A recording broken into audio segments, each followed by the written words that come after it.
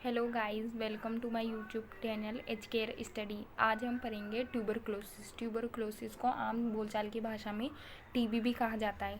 TB एक communicable disease है जो एक बैक्टीरिया माइकोबैक्टीरियम ट्यूबरक्लोसिस के कारण होता है।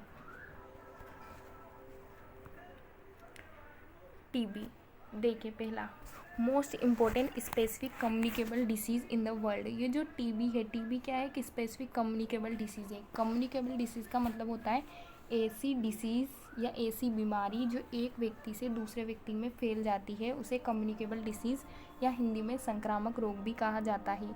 Mainly in developing countries specific infection disease primary affecting the lungs. जो टीबी है, टीबी में प्राइमरी अफेक्टिंग जो ऑर्गन है हमारी बॉडी का, वो क्या होता है? लंग्स। लंग्स को फेफड़े भी कहते हैं। फेफड़ों को हम पल्मोनरी भी बोलते हैं, इसलिए टीबी को पल्मोनरी ट्यूबरक्लोसिस भी कहा जाता है। It also affect all other vital organ like intestine, brain, bones, joints, lymph gland, skin. जो टीबी है, टीबी में केवल हमारे फेफड़े ही अफेक्ट नहीं होते, इसके अलावा हमारी इंटेस्टाइन, हमारा ब्रेन, हमारी बोन्स, जॉइंट्स, लिम्फ ग्लैंड्स और स्किन भी अफेक्टेड होती है। इंक्यूबेशन पीरियड यानी टीबी का बैक्टीरिया हमारे शरीर के अंदर जाने के बाद कितने दिनों बाद लक्षण प्रकट होते हैं, उसके बीच का जो टाइम पीरियड होता है उसे इंक्यूबेशन पीरियड कहते हैं। ये कुछ वीक्स का हो सकता है, कुछ मंथ्स का हो सकता है और कुछ ईयर्स का भी हो सकता है। प्री डिस्पोजिंग फैक्टर वो फैक्टर होते हैं जिसके कारण हमें टीबी होने के चांसेस है। तो पहला है ओवर क्राउडेड पॉपुलेशन। जहाँ पर टीबी की बहुत ज़्यादा पॉपुलेशन होगी उस जगह पे हमें टीबी होने के चांसेस ज़्यादा होंगे। दूसरा है माल न्यूट्रिशन। माल न्यूट्रिशन का मतलब है कि अगर हमें प्रॉपर डाइट नहीं मिल रही है, प्रॉपर हम खाना नहीं खा रहे, प्रॉपर न्यूट्रिशन वाला खाना नहीं खा रहे, तो उसके कारण हमें टीबी होने के चांसेस हैं। तीसरा है पुअर्टी यानी गरीबी। अगर गरीबी होगी तो हम प्रॉपर डाइट वाला खाना नहीं खा पाएंगे, जिसके कारण हमें टीबी होने के चांसेस है। चौथा है एल्कोहलिज्म। एल्कोहल कंजप्शन के कारण टीबी होने के चांसेस है। पांचवा है ड्रग एडिक्शन। कुछ ड्रग का बहुत ज़्यादा मात्रा में यूज़ करने के कारण टीबी होने के चांसेस है। और छठा है HIV। HIV की फुल फॉर्म होती है human immuno deficiency virus. HIV के कारण एक डिसीज़ होती है, उस डिसीज़ का नाम है एड्स। तो अगर हमें HIV का इन्फेक्शन हो जाता है तो उसके कारण भी हमें टीबी होने के चांसेस होते हैं। Positive organism. अब जो टीबी है वो टीबी कौन से बैक्टीरिया के कारण होता है? जो टीबी है, टीबी के बैक्टीरिया का नाम होता है Mycobacterium tuberculosis. Mode of transmission tuberculosis is mainly spread by. अब अभी मैंने कहा था कि टीबी क्या है? कम्युनिकेबल डिसीज़ है। कम्युनिकेबल डिसीज़ का मतलब क्या होता है कि ऐसी डिसीज़ जो एक व्यक्ति से दूसरे व्यक्ति में फैल जाती है। जो टीबी है वो एक व्यक्ति से दूसरे व्यक्ति में किस तरह से फैलती है? वो दो तरीके से फैल सकती है। पहला है ड्रॉपलेट इन्फेक्शन और दूसरा है कफिंग। ड्रॉपलेट इन्फेक्शन का मतलब क्या होता है कि जब कभी एक व्यक्ति दूसरे व्यक्ति से बात करते समय उसके मुंह से लार की कुछ छोटी छोटी बूंदें निकलती है, जिन्हें हम क्या कहते हैं? ड्रॉपलेट। तो उन ड्रॉपलेट के कारण टीबी का इन्फेक्शन, टीबी के जो बैक्टीरिया है वो एक व्यक्ति से दूसरे व्यक्ति में जा सकता है। Produce by sputum of positive patient, यानी जो भी टीबी पॉजिटिव पेशेंट है उसके स्पूटम के द्वारा ये फैलता है। टीबी स्पूटम को बलगम भी बोलते हैं। दूसरा है कफिंग, यानी खांसी के दौरान भी ये टीबी का बैक्टीरिया एक व्यक्ति से दूसरे व्यक्ति में जा सकता है। Note speed bye fomites. Fomites का मतलब क्या होता है? वो सभी सामान जो एक पेशेंट के द्वारा ये टीबी द्वारा यूज़ में लिया जाता है, जैसे प्लेट्स, आर्टिकल्स, उसके क्लोथ्स, ये सब क्या कहलाएंगे? फोमाइट्स। Sign and symptoms. अब टीबी के क्या साइन एंड सिम्टम्स हैं? तो पहला क्या है? फीवर।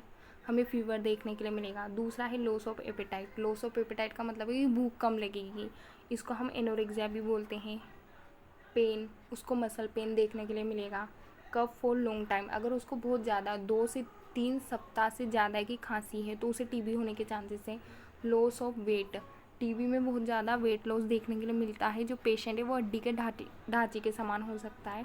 टायर्डनेस, एनीमिया और स्वेटिंग स्पेशली ड्यूरिंग स्लीप, यानी रात के दौरान पेशेंट को स्वेटिंग यानी पसीना आता है बहुत ज़्यादा।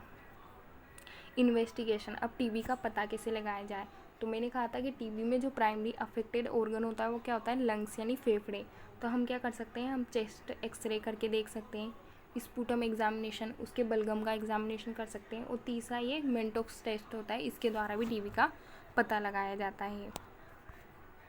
प्रिवेंशन एंड कंट्रोल, अब टीबी को कैसे कंट्रोल किया जाए, तो पहला क्या है, raising the resistant of population to the disease by, यानी पॉपुलेशन के अंदर टीबी को कैसे रोका जाए।